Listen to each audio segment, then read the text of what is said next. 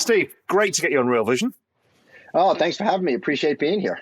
Look, you've got a great story. So I want to go back in time to get to where we are today.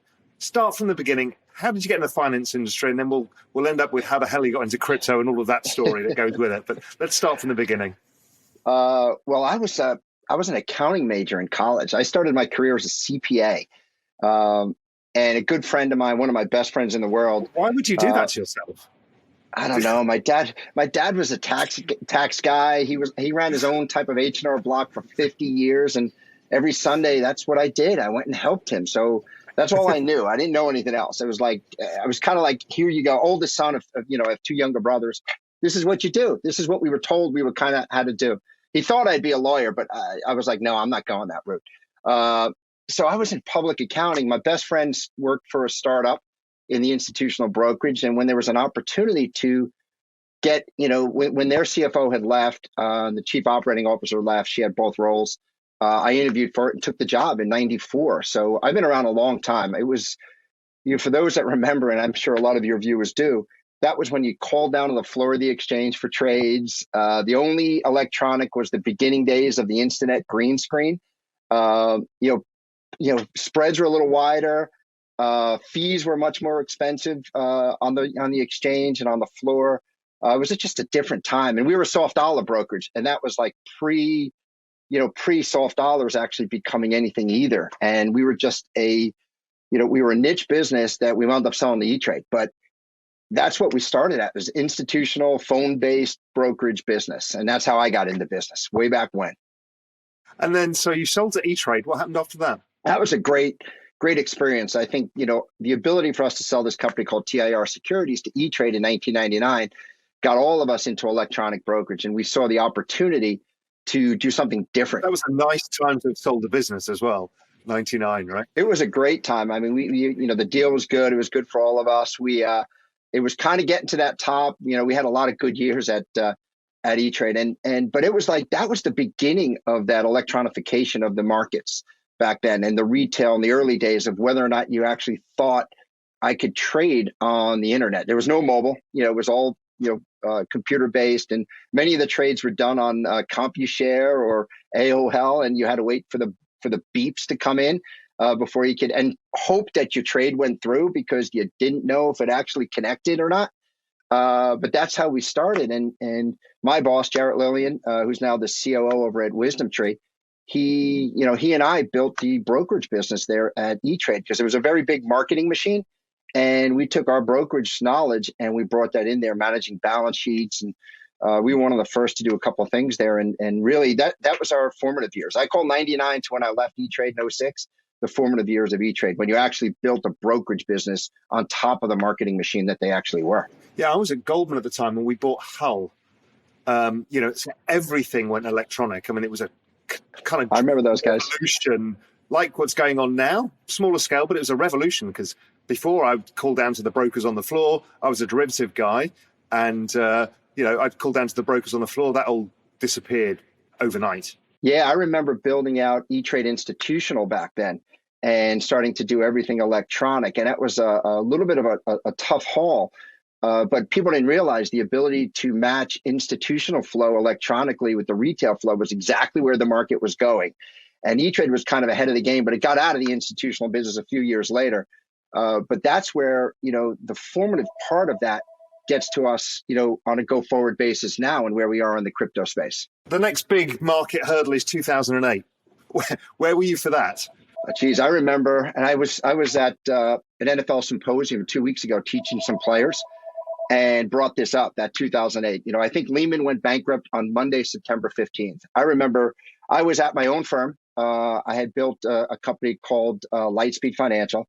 And I remember my son playing hockey on a Sunday night, someone coming in, someone who was at, Lehman or connected to the street came back and said, "Hey, Lehman's going bankrupt tomorrow."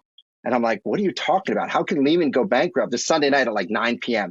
I'm like, "No, that's just a fixture of Wall Street. How could that possibly be?"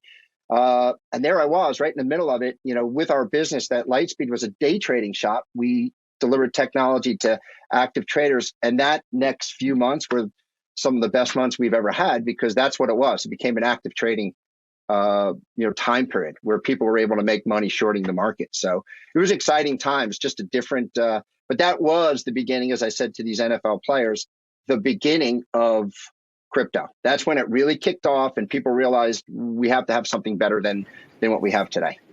Yeah, that was my moment. It was 2008 and then the European crisis 2012. And then we realized, okay, this is pretty fucked now. We have to do something about this. And then all of us started searching for answers. How did you get into crypto then? So you see 2008, you realize everything's a bit broken. When does the crypto light bulb moment go off for you? It's interesting. I'm a late adopter on that. I didn't get into like 16 or so because I was running this business that became pretty profitable, pretty active. We were doing 3 to 5% of the equity volume on a given day through our platform. So I was just really pushing that business ahead until I left in like 13 or 14. But then I started just investigating things, and I got introduced to crypto in 16 by a good friend of mine. We ran a hockey program together up in Connecticut, and we took a drive out to Long Island, and he's like, you've got to look at this stuff more deeply. You could probably build something. And I was like, okay, let me take a look, and started looking at everything. So 16 was kind of my moment mid 16, where I was like, I think there's something to be done here. And to build a business, but at the same time, invest in and believe in what was going to, transform the financial world. So it was probably about mid 16, but that's a late adopter for many who got into space. Yeah. So what did you think you were bringing from your experience base that wasn't in the landscape when you looked around in 2016? What did you have in your head?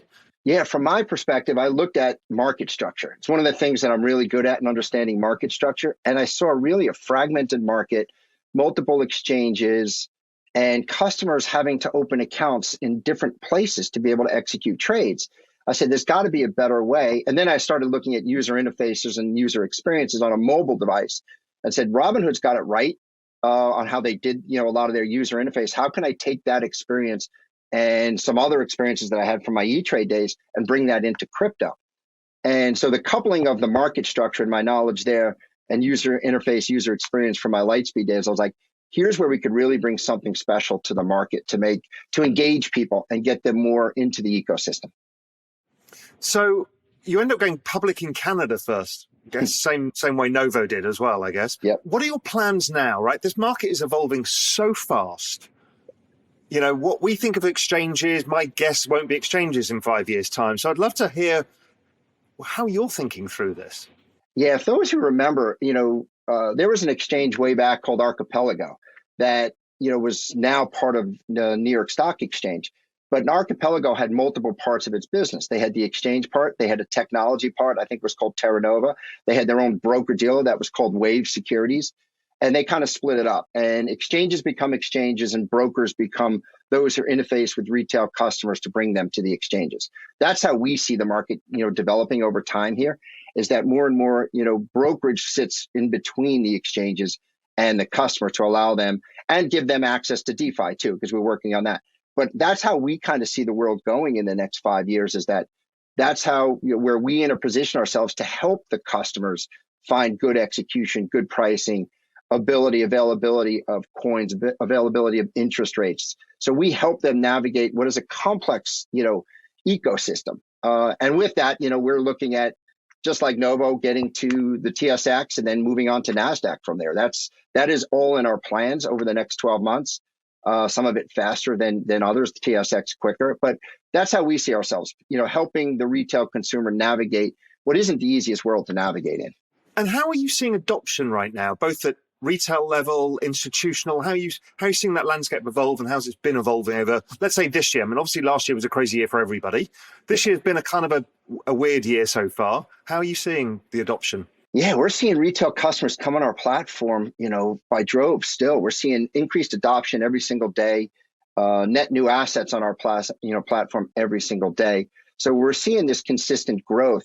What we're also seeing is a lot of conversations going on with, RIAs and RIA groups that are interested in the spot market, not necessarily, the trust products or, the OTC market products that are out there, but they want the spot market for their customers. And they're trying to figure out how they can navigate that as well, because obviously it's cheaper fees in the spot than it is in the the OTC market and the public company stock, that, you know, the trust market there.